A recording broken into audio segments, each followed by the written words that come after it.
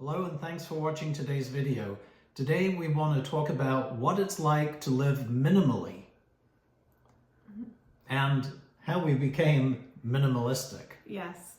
So as you all know, we are in the process of moving and downsizing and really trying to retire, and it's coming upon us quickly. Yeah, we're right on the edge of retirement. I mean, we're talking weeks away from retirement. So at this point we're moving and we're downsizing, and so we moved a large percentage of the things we own into a storage unit. We boxed everything up, hauled it over there, and so we've been living now for a few weeks at least.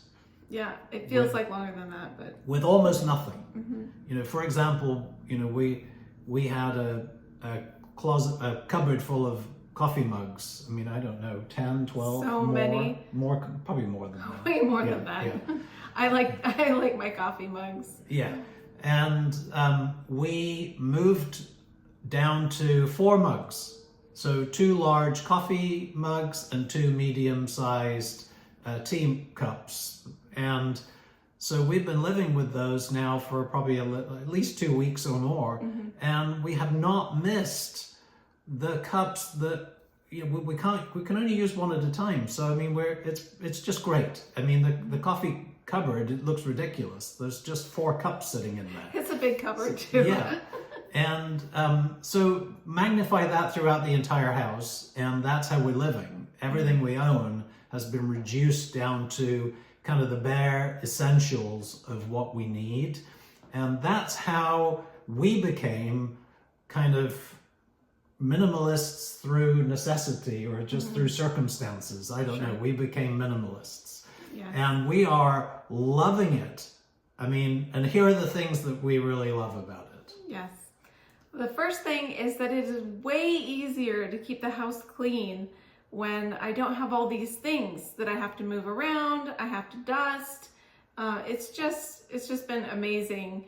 The way it is to clean the house now is just so much easier. I really love it. And tidy, you know, when you have less items sitting around, you can keep them tidy much easier. And the interesting thing is, it's not just physical clutter, but it's mental clutter. We find now that our minds are more free to do other things, to think about other things. Those possessions were actually dragging us down and bogging our minds with, I don't know what, but it was, we just feel freer. And definitely the mental clutter. I definitely feel, just better about having all this space that's tidy. Yeah. And I mean, I've always been that way with work too. I need a tidy desk, or it's just harder for me to concentrate. So I think for me, it's been really, really wonderful. Yeah. Mm-hmm. And so the next thing I would say, that the ads that come at you, usually you're wanting to buy things, or I was anyway. I would look at the ads and I would think, ooh, do I need that? Now I'm not even noticing the ads coming at me. So I just don't want to buy anything to clutter up the space that I'm enjoying having fairly empty. Yeah, and you know, they always say it takes 2 weeks to make or break a habit. And I think because we have to pack up everything in the house, we really cannot bring anything new in. Right. So we purposely haven't been buying things, and now we're getting used to it. So I think, you know, that's part of it, and it's wonderful. It feels like freedom. You know, I would say if anything in your life is going to make you feel more free, it's having less belongings. And we feel free from our stuff taking up our time, taking up our space, taking up our mind. And it's just a really liberating feeling to kind of have that freedom from stuff. Absolutely. I know every time I donate something, I just feel a little bit lighter. And it's just a wonderful feeling. Yep. Yeah. So I think that's a really big one, being free from all of our stuff. Yeah. Also, you don't need as much space, because if you have less belongings, you really don't need a ton of space if you're not filling it up, which is really nice. Right. Yeah, that's for sure. And, like I said, we have a storage unit right now filled with stuff that all needs space to put it in. But right now it's not in our lives, and we're enjoying it not being in our lives, and we're enjoying having the extra space. And the other thing is you save money. You're not buying things constantly, so you're saving money there. You could possibly have a smaller home, which means less rent or a smaller mortgage or less property taxes, less maintenance, less yard care. So, if you can live with less, you can live in less, and you can save a lot of money by doing that.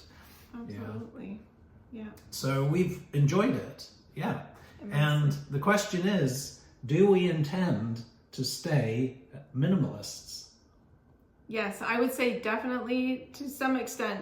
I mean, we will need to bring some things back. I packed up my food mixer, for example, so I haven't been able to bake cookies, which is good and bad. But, there are a few things that I'm looking forward to getting back. We have decided that we like this way of living. We plan on doing a lot of traveling in retirement to various places, domestically or not, overseas.